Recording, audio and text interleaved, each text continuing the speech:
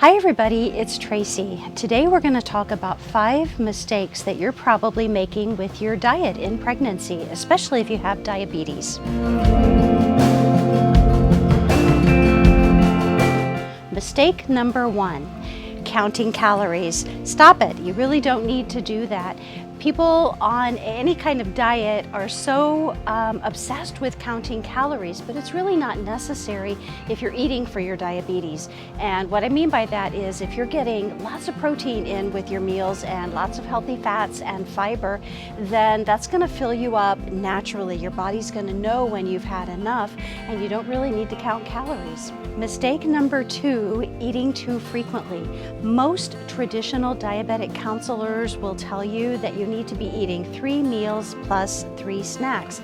That amounts to eating about every 2 to 3 hours all day long. And sure, there are some situations where that might be a good thing. If you're carrying more than one baby and you get full after 2 bites, then the small frequent meals may be really a good idea for you. But in most cases, if it's going to be about 4 hours until the next time you eat, that's about right. 3 meals and 3 snacks, not really necessary, so don't be too concerned that you're not getting enough meals in, because you are. Mistake number 3 is eating too many carbohydrates. Most traditional diabetic counseling also involves eating 40 to 50% of your calories from carbohydrates, and this is simply not necessary. There was a workshop, a meeting of the National Academies of Science, Engineering, and Medicine this year, and one of the things they pointed out was that pregnant women eat too many carbohydrates and not enough protein. So make sure that your carbohydrates are coming from complex sources. This means things that your body takes a little bit longer to break down so that they don't affect your blood sugars very much. So vegetables are probably your very best source of carbohydrates. Not so much bread, rice, potatoes, and pasta. Those have a lot of simple sugars in them. They're broken down more quickly by your body, and they'll make your blood sugars go up a lot faster. Mistake number 4 is eating foods in the wrong order. Food ordering makes a big difference in how high your blood sugars go and how much insulin you make.